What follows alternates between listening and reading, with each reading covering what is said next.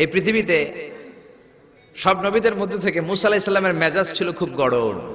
উনি রেগে গেলে, এই মিয়া সাইটটা গেলে মাথার চুলগুলা টুপি পাগড়ি ভেদ করে উপর দিয়ে এরকম খাড়া হয়ে দাঁড়ায় যেত। মুসা আলাইহিস সালাম বললেন, রব্বি আরিনি আনজুর ইলাইক, ও আল্লাহ আমি আপনারে দেখতে চাই। আল্লাহ বললেন, না মুসা আমারে দেখা যাবে।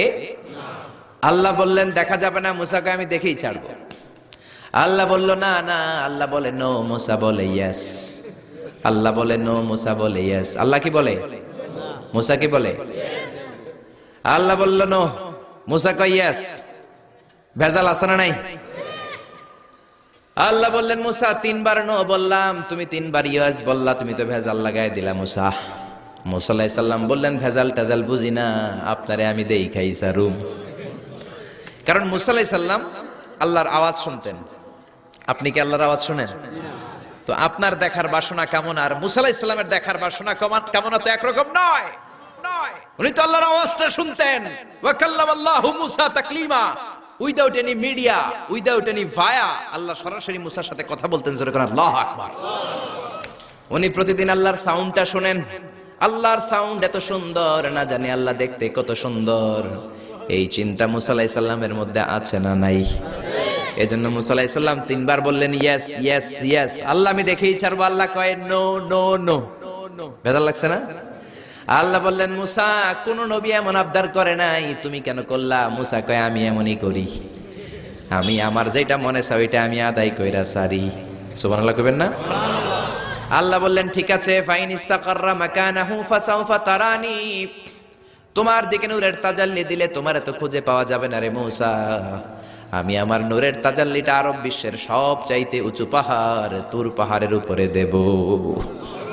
আমার নূরের ফোকাস আমি তুর পাহাড়ের উপরে দেব। ফাইন ইস্তাকাররা মাকানাহু ফাসাউফা তারানি, তুর পাহাড় যদি টিকে থাকতে পারে তুমি কিছু দেখলে দেখবা, আর তুর পাহাড় টিকে থাকতে না পারলে তোমার দেখা সম্ভব নয়। চিল্লায় বলেন ঠিক কি না? এই পৃথিবীতে সবচেয়ে বড় পাহাড় এশিয়া মহাদেশে হচ্ছে মাউন্ট এভারেস্ট, ইউরোপের হচ্ছে আলাস্কা পর্বতমালা, আমেরিকাতে হচ্ছে আল্পস পর্বতমালা, আরব বিশ্বের সবচেয়ে বড় পর্বতের নাম হলো তুর পাহাড়ের পর্বতমালা। কোন সুবহানাল্লাহ। এই তুর পাহাড়ের চূড়ায় আমি 2 বার উঠেছি। যে তুর পাহাড়ের কথা আল্লাহ কোরআনে 10 বার বলেছেন। আমার জীবনে এত কষ্ট কখনো হয় নাই যত কষ্ট হয়েছে তুর পাহাড়ে উঠতে। 120 জনের একটা কাফেলা নিয়ে আমি উঠেছিলাম, কাঁধে ব্যাগ। কত কষ্ট যে হয়েছে, পাহাড় কেটে কেটে সরকার রাস্তা বানিয়ে রেখেছে। দিনের বেলা ওঠা যায় না, ওঠা শুরু করতে হবে রাত 12টা 1টায়। উঠতে উঠতে আপনি রাত 4টার দিকে পৌঁছবেন। আবার ফজরের আজান দেয়া মাত্রই নামাজ পড়ে ব্যাক করবেন। You have to return back. ওখানে পৃথিবীর প্রাচীন একটা খ্রিস্টানদের গির্জা আছে, সেন্ট ক্যাথারিনা গির্জা। ওইখানে একটা গাছ আছে, যে গাছের ভেতর থেকে মুসা আলাইহিস সালাম আল্লাহর আলো দেখেছিলেন। ওই গাছটা আজও আছে। খ্রিস্টান, ইহুদি, মুসলমান 3 ধর্মের লোকদের জন্য এটা তীর্থস্থান, সবাই যায়। ওই গাছের গোড়া দিয়ে প্রতি বছর নতুন গাছ গজায়। খ্রিস্টানরা ওইখানে মনের কথা লিখে, গার্লফ্রেন্ডের নাম লিখে দিয়ে আসে কাগজে, যাতে দেশে আসলে গার্লফ্রেন্ডের সাথে বিয়ে হয়ে যায়। ওই গাছে লাগাই দিলে আপনার গাছ কিছু করতে পারবে না। সুতা লাগাইলে সুতা আপনারা কিছু করতে পারবে না। মিয়া করতে পারে একজন, তিনি কে? চূড়ায় উঠলাম ফজরের সময়। এত কষ্ট হয়েছে এই তুর পাহাড়ের চূড়ায় উঠতে, অসম্ভব কষ্ট। বাংলাদেশের পাহাড়গুলো মাটির পাহাড়। আপনি বান্দরবানের চিম্বুক পাহাড়ে যান, আমি উঠেছি চিম্বুকের চূড়ায়, সেনাবাহিনীর মিলিটারি ক্যাম্প আছে ওখানে। 3টার দিকেও চমৎকার বাতাস, সমস্যা নাই, কারণ পাথরটা মাটির পাথর, মাটির পাহাড়। পাহাড়টা কিসের পাহাড়? আর আরব বিশ্বের পাহাড়গুলো পাথরের পাহাড়। ওই পাথরের কন্টাকে যদি সানশাইন লাগে, সূর্যের আলো লাগে, 2 ঘন্টার মধ্যে মরুভূমির মতো গরম হয়ে যায়, আর থাকা যায় না। আমরা নেমে আসলাম ফজরের নামাজ পড়ে। আল্লাহ বললেন, মুসা ঠিক আছে, বায়না যখন ধরেছো, আমার নূর দেখতে চাও, তাড়াতাড়ি তুর পাহাড়ের উপরে উঠে যাও। আগামীকাল তুর পাহাড়ের উপরে তুমি এতটার সময় আসবা, আমি আমার নূরের তাজাল্লি তুর পাহাড়ে দিয়ে দেব। যদি তুর পাহাড় টিকতে পারে তুমি দেখবা। মুসা আলাইহিস সালাম তো খুশিতে বাকবাকুম। এতদিন আল্লাহর আওয়াজ শুনতাম, এখন আল্লাহরে দেখবো, নূর দেখা যাবে। পরের দিন ওযু করে গোসল করে সাইয়েদনা মুসা আলাইহিস সালাম দৌড়াতে দৌড়াতে টাইমের আগেই হাজির। টাইমের আগে যে তুর পাহাড়ের উপরে হাজির। আল্লাহ বললেন মুসা এত আগে আসলা কেন? মুসা কয় আমার তো আর সয় না, কোন সুবহানাল্লাহ। আল্লাহ বললেন আমার সব কাজ টাইমলি হয়।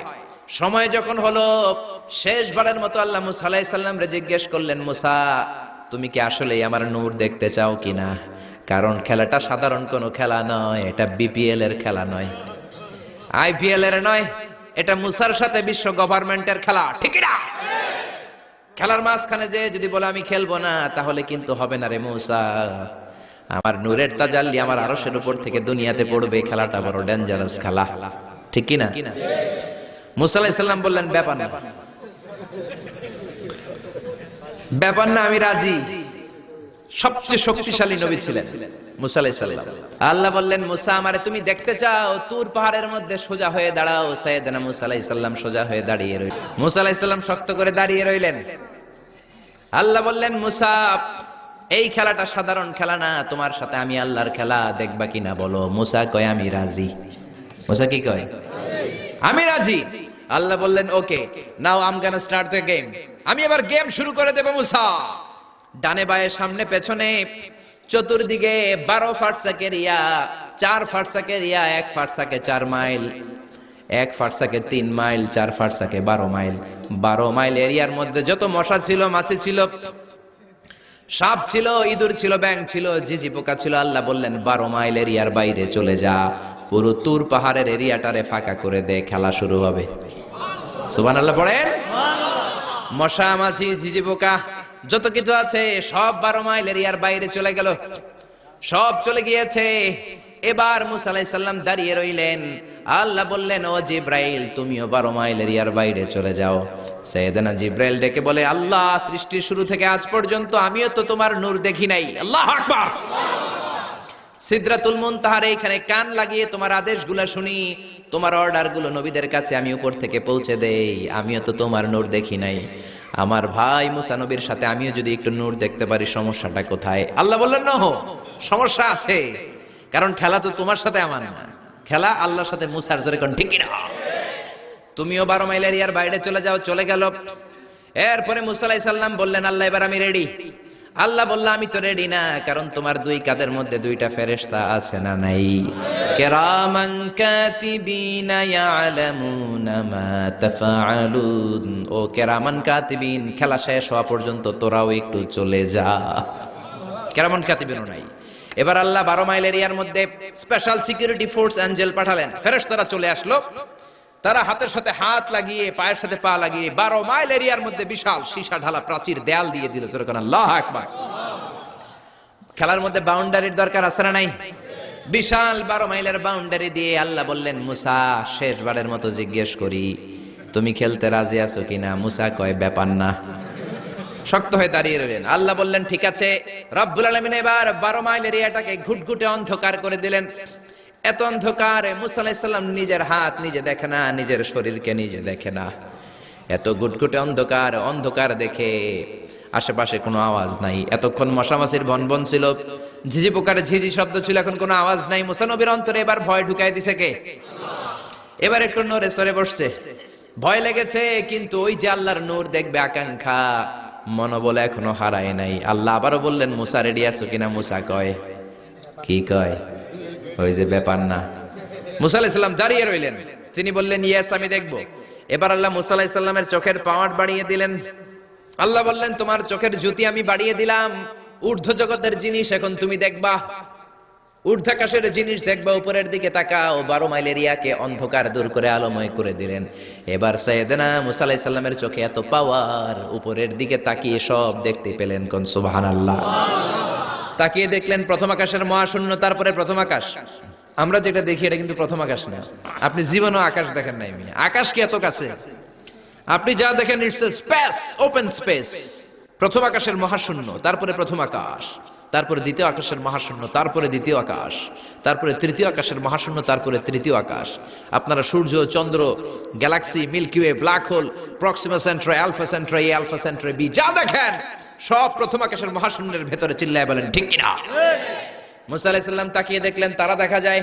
এরপরে প্রথম আকাশ, তারপরে দ্বিতীয় আকাশের মহাশূন্য, তারপরে দ্বিতীয় আকাশ। একটার চেয়ে আরেকটা আকাশ বড়। বলেন ঠিক কিনা? বিষ্ণু বললেন প্রথম আকাশের চেয়ে দ্বিতীয় আকাশ কত বড়, শোনো শোনো, তোমার হাতের আংটিটা যদি মরুভূমির মাঝখানে তুমি ছেড়ে দাও, মরুভূমির তুলনায় তোমার হাতের আংটি যত ছোট, আল্লাহর দ্বিতীয় আকাশের তুলনায় আল্লাহর প্রথম আকাশ তত ছোট। একটার চার একটা বড়। তিনি সপ্ত আকাশ দেখতে পেলেন, তারপরে দেখলেন সিদরাতুল মুনতাহা, তারপরে তাকিয়ে দেখলেন বাইতুল মামুর। এটা ফেরেশতাদের কিবলা, জোরে কোন ঠিক কিনা?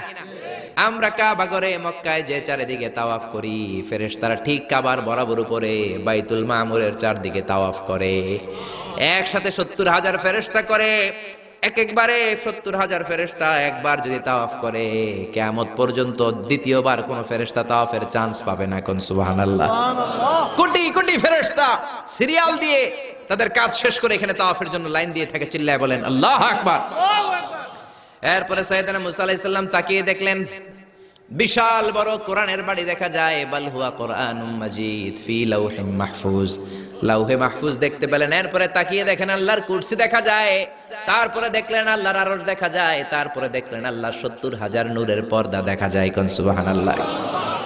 এবার আল্লাহ নূরের পর্দা থেকে নূরের ফোকাস করবেন। সবচেয়ে ছোট পর্দা হলো প্রথম পর্দাটা। রব্বুল আলামিন বললেন মুসা, তুমি শেষ বারের লাস্ট ডেস্টিনেশনে, শেষ স্টেশনে চলে এসেছো।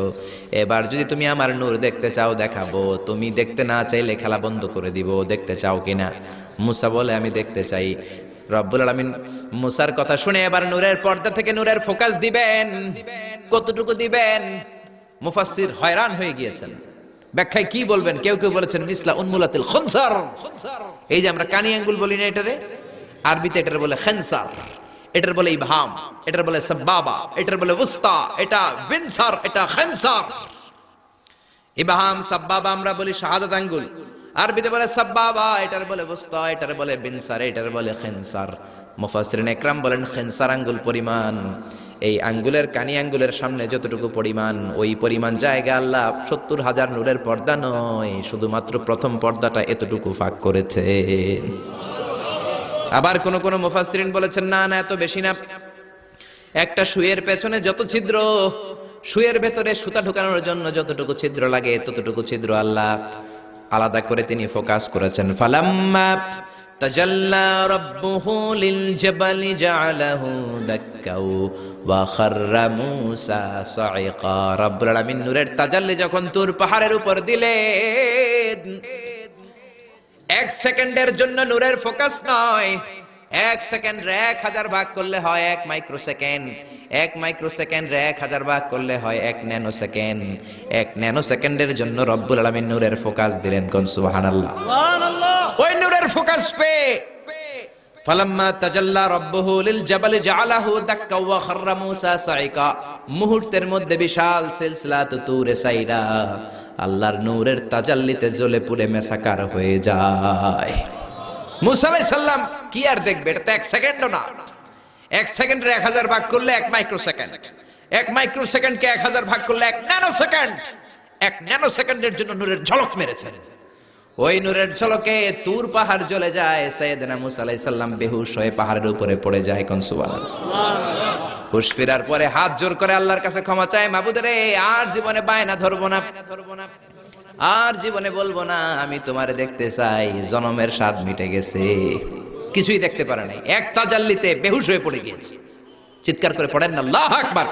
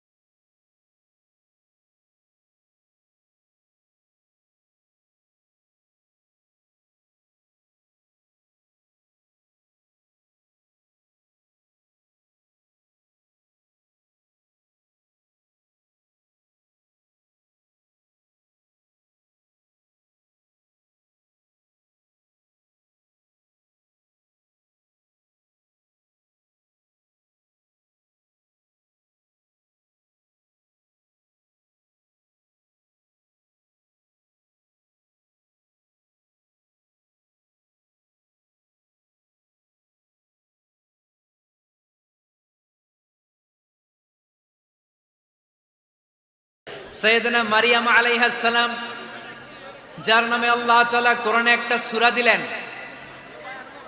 উনি পৃথিবীতে এমন একজন মহিয়সী নারী, যেই নারীর গর্ভে, যেই নারীর পেটের ভেতরে স্বামীর স্পর্শ ছাড়া সন্তান দিয়েছে কে? সাইয়েদনা ঈসা আলাইহিস সালাম পেটে আসলেন। মারিয়াম আলাইহিস সালাম লজ্জা পেলেন। হায় হায়, কেমন করে এলাকাবাসীদের কাছে আমি আমার মুখ দেখাবো? বিয়ে করি নাই, স্বামী নাই, বিয়ে হয় নাই, স্বামী নাই, কিন্তু পেটে সন্তান চলে এসেছে। হায় হায়, এলাকায় কেমনে মুখ দেখাবো? লজ্জায় পড়ে মারিয়াম আলাইহিস সালাম এলাকা থেকে চলে গেলেন। কি অবাক করে কাণ্ড! বাচ্চা ভূমিষ্ঠ হওয়ার জন্য, বড় হওয়ার জন্য 6 মাস 7 মাস লাগে নাই, পেটে বাচ্চা আসার সাথে সাথে বাচ্চাটারে বড় করে দিয়েছে কে? সাইয়েদাতুনা মারিয়াম আলাইহিস সালাম এবার বসে পড়লেন, বুঝতে আরম্ভ করলেন প্রেগন্যান্সির পেইন উঠেছে।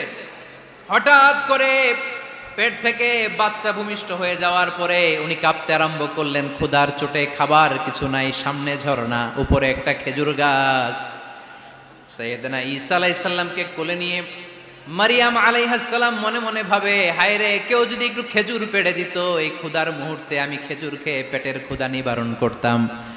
রব্বুল আলামিন মারিয়ামকে উদ্দেশ্য করে আয়াত নাজিল করে দিলেন, ওয়া হুজ্জি ইলাইকি বিজিযিন নাখলাতি তুসাকিত আলাইকি রতবান জানিয়া। কোরআন সাক্ষী, হুজ্জি ইলাইকি বিজিযিন নাখলা, এর মানে হচ্ছে মারিয়াম, কেউ পেড়ে দিবে না, একটু কষ্ট করে হাতটা উঁচু করে খেজুরের ডালা ধরে ঝাঁকুনি মারো, টসটসে কাঁচা পাকা খেজুর নিচের দিকে পড়বে, তারপর তুমি তুলে খাবে। সুবহানাল্লাহ পড়েন।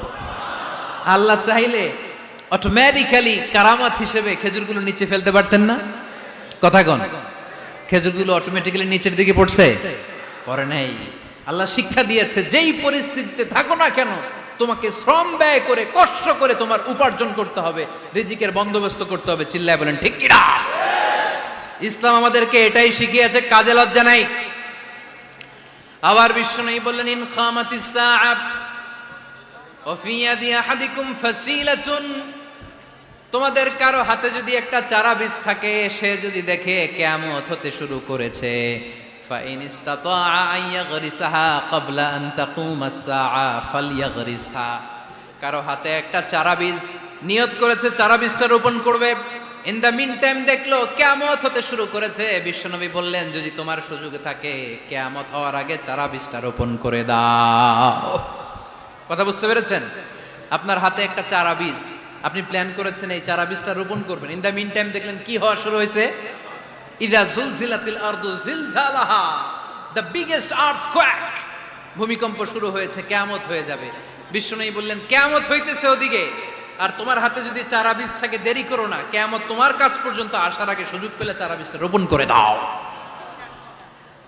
ইসলাম শিখিয়েছে শেষ নিঃশ্বাস পর্যন্ত তোমাকে লড়ে যেতে হবে। এই পৃথিবীতে কেউ কাউকে জায়গা করে দেয় না, জায়গা করে নিতে হবে।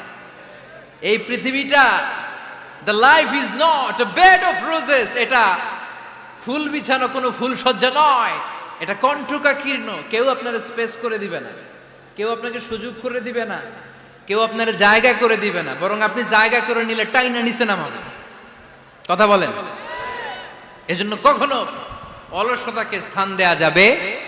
রসুল বাত্তালি দুক্কানু শয়তান, অলস মস্তিষ্ক শয়তানের আড্ডা। অলস যদি কেউ থাকে, এটারে টেনে বেঁধে কাজে নামাবে, পারা যাবে? আলহামদুলিল্লাহ, লক্ষ্মীপুরে এরকম অলস ছেলে পেলে নাই।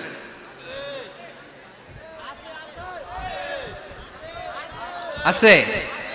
আমরা আজকে অলসতাকে নো বলে যাবো এই মাহফিল থেকে। অলসতাকে আমরা কি বলবো? আওয়াজ করে বলতে হবে, অলসতাকে কি বলবো আমরা? মুমিনের জীবনে কোনো অলসতা নাই। অলস হয় মুনাফিকরা। অলস হয় কারা? চিল্লায় বলতে হবে। মুমিনরা অলস হয়? অলস হয় কারা? এজন্য কোরআনে আল্লাহ একথাও বলে দিলেন, ওয়াইদা কামু ইলাস সালাতি কামু কুসালা ইউরাউনান নাসা ওয়ালা ইয়াযকুরুনাল্লাহা ইল্লা কালিলা। সুবহানাল্লাহ পড়েন। মুনাফিকরা যখন মানুষকে দেখানোর জন্য নামাজে যায়, ওই নামাজে তাদের ইখলাস নাই, ওই নামাজের ভেতরে তাদের কোনো খুশু খুদু নাই, ওই নামাজের ভেতরে আছে শুধু অলসতা। ওই নামাজে কি আছে? কিন্তু আমরা যখন নামাজে যাই আমাদের অলসতা আছে? আমরা নামাজ পড়লে আমাদের হৃদয়টারে সজীব করে দেয় কে? আমরা উজু করলে আমাদের মনটাকে চাঙ্গা করে দেয় কে? আমরা মসজিদে ঢুকলে হৃদয়টাকে প্রাণবন্ত করে দেয় কে? মুমিন তো নামাজে গেলে চাঙ্গা হয়, মুমিন ওযু করলে চাঙ্গা হয়। বিষ্ণু ঈসা ইসলাম বললেন, ইয়াকিদু শাইতানু আলা কাফিয়াতি রাসি আহাদিকুম ইদা নাম। খেয়াল করে শুনবেন লক্ষ্মীপুরের ভাইয়েরা, চমৎকার একটা হাদিস। আমরা যখন ঘুমোতে যাই, শয়তান আমাদের প্রত্যেকের মাথার পিছনে 3টা অলসতার গিট মারে। কয়টা? আওয়াজ করে বলেন। 3টা অলসতার গিট মারে। ইয়াকিদু শাইতানু আলা কাফিয়াতি রাসি আহাদিকুম সালাসা উকাদ। 3টা গিট মারে যখন আমরা ঘুমোতে যাই। অলসতার 3টা গিট মেরে আমাদের কানের সামনে এসে ফিসফিস করে মন্ত্র পড়তে থাকে, আলাইসা লাইলুন তাওয়িলুন ফারকুদ, আলাইসা লাইলুন তাওয়িলুন ফারকুদ। বিশাল লম্বা রাত, ঘুমাও, অনেক সময় আছে, ঘুমাও। রাত 5টা বেজে যাচ্ছে, তাহাজ্জুদের সময় শেষ হয়ে যাচ্ছে, তখনও শয়তান বলে রাত অনেক লম্বা, ঘুমাও।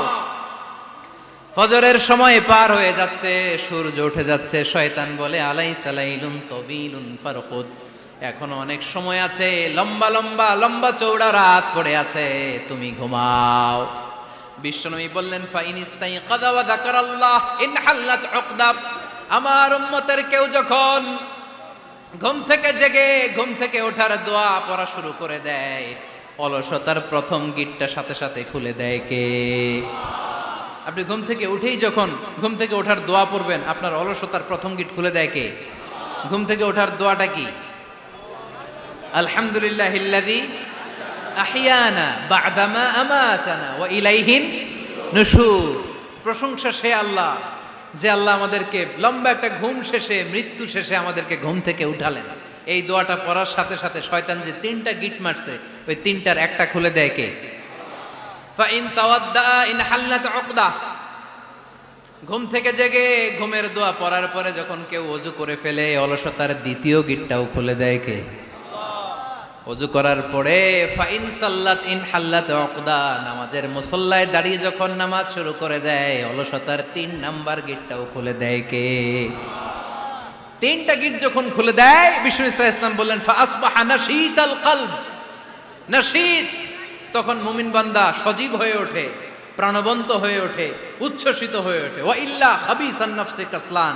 আর যদি ঘুমিয়ে থাকে, 3টা গিট তার মাথার পেছনে শয়তানের অলসতার লেগে থাকে, তাহলে তার দিনটা শুরু হয় অলসতা দিয়ে, আর সে হয় অলসতার রাজা। চিল্লায় এখন ঠিক কিনা? এজন্য আমরা কি অলস হতে চাই না কর্মঠ হতে চাই? কোন নবীরা কি অলস ছিলেন? পৃথিবীতে কোন নবী অলস ছিলেন? সব নবী কর্মঠ ছিলেন। বিষ্ণু ঈসা ইসলাম বললেন, মা বাআসাল্লাহু নাবিয়্যান ইল্লা রাআল গানাম। এই পৃথিবীতে এমন কোন নবী নাই যেই নবী বকরি চড়ায় নাই। কি চড়ায় নাই? বকরিরে আপনারা লক্ষ্মীপুরের ভাষায় কি বলেন? কি বলেন? ছাগল। তো পৃথিবীতে এমন কোন নবী নাই যেই নবী কি চড়ায় নাই? ছাগল চড়ায় নাই। সাহাবারা বললেন, ইয়া রাসূলুল্লাহ আনতা কাযালিক, আপনিও ছাগল চড়াইছেন? বিষ্ণু ঈসা ইসলাম বললেন, না, আমিও ছাগল চড়িয়েছি। ওয়া ইন্নী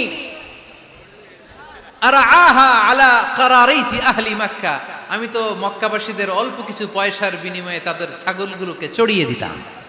সুবহানাল্লাহ পড়বেন না? বিষ্ণু ঈসা ইসলাম ছাগল চড়াতেন। ছাগল চড়ানো সহজ কাজ না কঠিন কাজ? কেন কঠিন এটা? হ্যাঁ, টেরা, খুঁটি মারে। হ্যাঁ, তো ছাগল যারা পালে তারা জানে ছাগল পালা কত কষ্ট। ওরে ডানে টান দিলেও কই যায়? রশি ধরে বায়ে টান দিলে কই যায়? সামনে টানলে কই যায়? পিছনে টানলে কই যায়? সারা সপ্তাহ আপনি সময় পান না এটারে গোসল করাবেন। ভাবলেন আজকে জুমার দিন আমিও গোসল করি, এটারও গোসল করাই। এটারে আপনি পুকুর ঘাটে নিবেন, টান দিছেন, ওর বাপের কিরা, ও 1 ইঞ্চিও সামনে যাবে না। ঠিক কি না? এই টেরা প্রাণী আল্লাহর কি কি মহিমা! আল্লাহ তাআলা পৃথিবীর সবচেয়ে শ্রেষ্ঠতম মানুষদেরকে ছাগল চড়িয়ে ছেড়েছেন। ঠিক কি না? মা বাআসাল্লাহু নাবিয়্যান ইল্লা রাআল গানাম। এই পৃথিবীতে এমন কোন নবী ছিল না যে নবীরা ছাগল চড়ায় নাই। আল্লাহ বুঝাতে চাইলেন ছাগল চড়ানো অনেক কষ্টের কাজ। অনেক ধৈর্যের প্রয়োজন। এখন নবীরা তোমরা ছাগল চড়াও, কিছুদিন পর ছাগলের চেয়েও টেরা জাতি মানুষ চড়াইতে হবে। মানুষের মধ্যেও টেরা আছে না নাই? ভালো বললে ভালোটা বুঝে না, ডানে যেতে গেলে বায়ে যায়, বায়ে যেতে বললে ডাইনে যায়, এরকম আছে না নাই? সম্মানিত ভাইয়েরা, সমস্ত আম্বিয়া আলাইহিমুসসালাম ওনারা কর্মঠ ছিলেন। সাইয়েদনা আদম আলাইহিস সালাম নিজ হাতে চারা গাছ রোপণ করে চাষাবাদের কাজ করেছেন। সুবহানাল্লাহ পড়েন। এই যে অভিযোগ করেন হুজুর দোয়া কবুল হয় না, দোয়া কবুলের প্রসিডিউর আছে। প্রসিডিউর নাম্বার 1, ওযু অবস্থায় দোয়া করবেন। ওযু অবস্থায়, কি অবস্থায়? ফি হালাতিত তাহারা, আপনি পবিত্র, এই দোয়া আল্লাহ শুনে বেশি। সুবহানাল্লাহ পড়েন। সুযোগ হলে কিবলামুখী হয়ে দোয়া করবেন। কি মুখী? মুতাওয়াজ্জিহান ইলাল কাবা। নামাজে এটা ফরজ, দোয়াতে ফরজ না। অন্যমুখী হয়েও করলেও কবুল হয়, কিন্তু কিবলামুখী হয়ে দোয়া করলে এই দোয়া কবুল হওয়ার সম্ভাবনা বেশি না কম? দোয়ার আগে 3 বার ইস্তেগফার পড়ে নেন। পড়েন আস্তাগফিরুল্লাহ, আস্তাগফিরুল্লাহ, আস্তাগফিরুল্লাহ। যদি সুযোগ হয় দোয়াতে হাত তোলেন। কি তুলবেন? দোয়ায় হাত তোলা সুন্নাহ। আল্লাহর হাবিব বলতেন, ইযা সাআলতুমুল্লাহ ফাসআলুহু বিবুতুনি আকুফিকুম। যখন আল্লাহর কাছে চাইবে হাতের তালু দুইটা এইভাবে উঁচু করে চাইবে। রাজি আছেন তো? সব জায়গায় না, আবার যেখানে আল্লাহর হাবিব হাত তুলেছেন ওইখানে হাত তোলা সুন্নাহ। টয়লেটে ঢোকার সময় যদি দোয়া পড়া শুরু করেন, আল্লাহুম্মা ইন্নী আউযু বিকা মিনাল খুবুসি ওয়াল খাবাইস, আল্লাহ যত শয়তান ভূত পেতনি আছে পানাহ চাই। ওইখানে কি আমরা হাত তুলি এরকম? ওইটাও তো দোয়া। কথা বলেন। তাহলে সব জায়গায় না, যেখানে আল্লাহর হাবিব হাত তুলতেন ওইখানে হাত তোলা সুন্নাহ। হাত তুলবেন, হাত তুললে আল্লাহ খুশি হয়। আমরা তো এতটুকু তুলি, আল্লাহর হাবিব সাল্লাল্লাহু আলাইহি ওয়াসাল্লাম মাঝে মাঝে আবেগে হাত তুলতে তুলতে এরকম করতে করতে করতে এইভাবে তুলতেন। সুবহানাল্লাহ পড়েন। আরাফার ময়দানে এইভাবে হাত তুলেছেন। বৃষ্টির জন্য যখন দোয়া চাইতেন এরকম হাত তুলতে তুলতে এইভাবে তুলে ফেলতেন। আল্লাহুম্মা আসকিনা গাইসান মুগীসান মারিআন মুরিআন নাফিআন গায়রা দার আজিলান গায়রা আজিল। আল্লাহ তুমি বৃষ্টি দাও, কল্যাণকর বৃষ্টি, যেই বৃষ্টিতে আমাদের জন্য রিজিক আসবে, যেই বৃষ্টির মাধ্যমে গবাদি পশুর রিজিক আসবে, এরকম কল্যাণকর বৃষ্টি দাও, তাড়াতাড়ি দাও, দেরি করো না। পড়ে না আমিন। আবার যখন বৃষ্টি বন্ধের দোয়া চাইতেন তিনি পড়তেন আল্লাহুম্মা হাওয়ালাইনা ওয়ালা আলাইনা, মানে আল্লাহ আমাদের চারিদিকে বৃষ্টি দাও, মদিনাতে বৃষ্টি দিও না। সুবহানাল্লাহ। এই দোয়াগুলো আপনারা করবেন। আল্লাহর হাবিব সাল্লাল্লাহু আলাইহি ওয়াসাল্লাম মসজিদে নববীতে জুমার খুতবা দিচ্ছেন। মদিনায় দুর্ভিক্ষ, মাটি ফেটে চৌচির, খা খা মরুভূমি, এক ফোঁটা পানি নাই। আল্লাহর হাবিব সাল্লাল্লাহু আলাইহি ওয়াসাল্লাম মিম্বারে দাঁড়িয়ে খুতবা দিচ্ছেন। এক সাহাবী এসে বলে, ইয়া রাসূলুল্লাহ একটু দোয়া করেন, বৃষ্টির দোয়া। আল্লাহর হাবিব সাল্লাল্লাহু আলাইহি ওয়াসাল্লাম খুতবা বন্ধ করে দিয়ে দোয়া করা শুরু করে দিলেন। বাকি সাহাবারা বর্ণনা করলো, আল্লাহ রাসূল দোয়া করতে দেরি, মুহূর্তের মধ্যে ঝমঝম করে মদিনাতে বৃষ্টি নাজিল শুরু হয়ে গেল। এই যে দোয়ার তিনি করেছেন, বৃষ্টি নাজিল শুরু হলো, বৃষ্টি আর বন্ধ হয় না। ওই জুমাবার বৃষ্টি হলো, শনিবার হলো, রবিবার হলো, সোম মঙ্গল বুধ বৃহস্পতি শুক্র, টানা 7 দিন। সুবহানাল্লাহ পড়েন। এবার আবার অতি বৃষ্টির চোটে মদিনায় বন্যা শুরু হয়ে গেছে। কি বন্যা? পরের জুমাবারে ওই সাহাবী আবার খুতবার সময় আয়েশা হাজির। আয়েশা বলে, ইয়া রাসূলুল্লাহ আর দরকার নাই, আর দরকার নাই, অনেক হয়েছে, এবার একটু বন্ধের দোয়া করেন। কিসের দোয়া? বৃষ্টির বন্ধের দোয়া। গত সপ্তাহে বৃষ্টির জন্য দোয়া, 1 সপ্তাহের ব্যবধানে বৃষ্টি বন্ধের দোয়া। আল্লাহর হাবিব আবার হাত তুলে দোয়া করলেন, আল্লাহুম্মা হাওয়ালাইনা ওয়ালা আলাইনা। আল্লাহ আর লাগবে না, হাওয়ালাইনা আমাদের চারিপাশে দেন, পাহাড় পর্বতে দেন, মদিনাতে দিয়েন না। সাহাবারা বললেন, জুমার নামাজ পড়ে বের হয়ে দেখি পুরো মদিনার চারদিকে মেঘের একটা এরকম চাকতি, চারদিকে মেঘ, মাঝখানে নীল আকাশ আমরা দেখতে পেলাম। মদিনার জমিন 1 ফোঁটা বৃষ্টি নাই। ওই যে দূরে তুফান, ওই পাশে থান্ডার বজ্রপাত, ওইদিকে বৃষ্টি, ওই যে ওদিকে বৃষ্টি। মদিনা শহরের মধ্যে বৃষ্টি নাই, এই চাকতির মাঝখান দিয়ে আমরা নীল আকাশ আর সূর্যের প্রভা দেখতে পেলাম। বিশ্বনবীর দোয়ার বরকত। হাত তুলে দোয়া করবেন, সব জায়গায় না, যেখানে আল্লাহর হাবিব করেছেন। দোয়া হাত তুলেও করা যায়, হাত না তুলেও করা যায়। যেভাবে আল্লাহরে ডাকেন তিনি শোনেন কিনা? আল্লাহর হাবিব বলতেন, ইন্নাল্লাহা হাইয়ুন কারীম, আল্লাহর হাবিব বলতেন, কেউ যদি হাত তুলে আল্লাহর কাছে দোয়া করে আর চায়, ওই হাত ফিরিয়ে দিতে আল্লাহর নাকি লজ্জা লাগে। সুবহানাল্লাহ কইতে পারলেন না? আবার দোয়া যখন করবেন, আল্লাহর নামগুলো উচ্চারণ করে দোয়া করবেন। আল্লাহর অনেকগুলো সুন্দর নাম আছে না নাই? ইন্না লিল্লাহি 99 ইসমা, আল্লাহর রয়েছে 99টা সুন্দর সুন্দর নাম। এই নামগুলো যে মুখস্থ করবে, নামের হক যেই ব্যক্তি আদায় করবে, তারে জান্নাতের মালিক বানায় দিবে কে? দোয়া যখন করবেন, আল্লাহর আসমাউল্লাহিল হুসনা গুলো বলে বলে আল্লাহরে ডাকবেন। আল্লাহর একটা সুন্দর নাম আছে আর রহমান। কি নাম? মানে দয়ালু। রহমান মানে কি? দয়াময়। রহমান শেখালেন কোরআন, বানালেন ইনসান, শেখালেন বায়ান। দয়াময় রহমান শেখালেন কোরআন, বানালেন ইনসান, শেখালেন বায়ান। দয়াময় রহমান শেখালেন কোরআন, বানালেন ইনসান, শেখালেন বায়ান। সুবহানাল্লাহ পড়ে। দয়াময় মেহেরবান, তিনি রহমান। এজন্য দোয়ার শুরুতে তারা ডাকেন, বলেন ইয়া রহমান। সবাই পড়েন ইয়া রহমান, ইয়া রহিম, ইয়া গফুর, ইয়া গফফার, ইয়া সত্তার, ইয়া জব্বার। দোয়ার শুরুতে এই নামগুলো ধরে ধরে যদি আবেগ নিয়ে, ভালোবাসা নিয়ে আল্লাহরে ডাকেন, দোয়া কবুল করে নিবে কে? এই দোয়ার মাঝখানে যদি এক ফোঁটা চোখের পানি ফেলতে পারেন, কবুল হবে? কবুল করবে কে? চোখের পানি ফেলবার চেষ্টা করবেন। নিজেকে যত ছোট করে আল্লাহর কাছে উপস্থাপন করা যায়, যত ছোট করা যায় নিজেকে। আল্লাহর হাবিব সাল্লাল্লাহু আলাইহি ওয়াসাল্লাম মহাবিশ্বের শ্রেষ্ঠতম মানুষ, তিনি দোয়ার সময় আল্লাহরে বলতেন, আল্লাহুম্মা ইন্নী আবদুক, আল্লাহ আমি আপনার দাস, আমি আপনার গোলাম। ওয়াবনু আবদিক, গোলামের ঘরের গোলাম। ওয়াবনু আমাতিক, দাসীর ঘরের গোলাম, বান্দির ঘরের গোলাম। আমার বাবা আব্দুল্লাহ আপনার গোলাম, আমার মা আমেনা আপনার দাসী। সুবহানাল্লাহ পড়বেন না? কিভাবে নিজেকে ছোট করতে হয় আল্লাহর হাবিব সাল্লাল্লাহু আলাইহি ওয়াসাল্লাম ছোট করতেন। গুনার কথাগুলো স্মরণ করবেন, আল্লাহরে বলবেন, আল্লাহ আমি ছাড়া তোমার অনেক বান্দা আছে, কিন্তু তুমি ছাড়া আমার আর কেউ নাই। ঠিক কিনা? এইভাবে যত ছোট করে নিজেকে উপস্থাপন করা যায় দোয়াতে, এই দোয়া কবুল করে নেবে কে? এরপরে সম্মিলিত যদি দোয়া হয়, যিনি দোয়া করবেন তার প্রতিটা দোয়ার পরে আমিন বলা সুন্নাহ। যদি কেউ দোয়া করে রব্বানা আতিনা ফিদ দুনিয়া হাসানাহ ওয়া ফিল আখিরাতি হাসানাহ ওয়া কিনা আযাবান নার, তখন সবাই কি বলবেন? এই পদ্ধতিতে যদি আপনি দোয়া করেন, আল্লাহর কাছে প্রার্থনা করেন আর ফরিয়াদ করেন, আপনার দোয়া কবুল করবে কে? যখনই দোয়া করেন আপনার ডাকগুলো শোনে কে? তারপরেও বিশেষ কিছু সময় আছে, বিশেষ কিছু মুহূর্ত আছে, ওই মুহূর্তগুলোতে দোয়া করলে দোয়া কবুল করে কে? এর মধ্যে একটা মুহূর্ত হলো তাহাজ্জুদের মুহূর্ত। কিসের মুহূর্ত? তাহাজ্জুদ পড়েন তো আপনারা? হ্যাঁ, এখন আওয়াজ নাই গলায়। পড়ি? ফজরের নামাজই পড়তে পারি না হুজুর, তাহাজ্জুদ কেমনে পড়বো?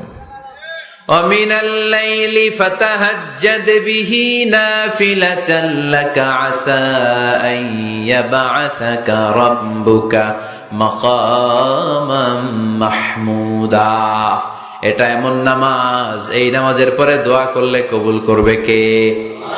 ওই মুহূর্তে আল্লাহ প্রথম আকাশে মনোনিবেশ করেন, ডাকতে থাকে, কার কি লাগবে চাও? টাকা লাগবে টাকা দেব, সম্পদ চাও সম্পদ দেব, সম্মান চাও সম্মান দেব, বউ লাগলে বউ দেব। আছে না নাই? লাগবে না? এদিকে তো বেশিরভাগ অবিবাহিত মনে হচ্ছে। বিয়ে করো নাই কারা কারা দেখি? খাইছে। সবার তো বউ লাগবে দেখা যায়। আল্লাহর কাছে চাইবা, দিবে কে? দেয়ার মালিক কে? মনের বাসনা পূরণ করে কে? ওই আল্লাহর কাছে যেন আমরা চাই। বিয়ের কথা শুনলে সব সজাগ, আর ঘুমে ধরে না। এখন সজাগ জাতি, চাইতে হয়। যুবক ভাইরা চাইতে হবে আল্লাহর কাছে, নেককার স্ত্রী চাইতে হয়, নেককার সন্তান চাইতে হয়। তাহাজ্জুদের সালাতে যেন আল্লাহর আমরা বলতে পারি, আল্লাহ এমন জীবন সঙ্গিনী দাও, রূপবতী, গুণবতী, নেককার, যার সাথে দুনিয়াতেও থাকবো, জান্নাতেও থাকবো। ঠিক কিনা? এই দাম্পত্য জীবন কি শুধু দুনিয়ায়? আমার স্ত্রী আমার সাথে জান্নাতে যাক, আমি চাই কি চাই না? মুমিনরা দুনিয়াতেও একসাথে, জান্নাতেও একসাথে। ঠিক কিনা?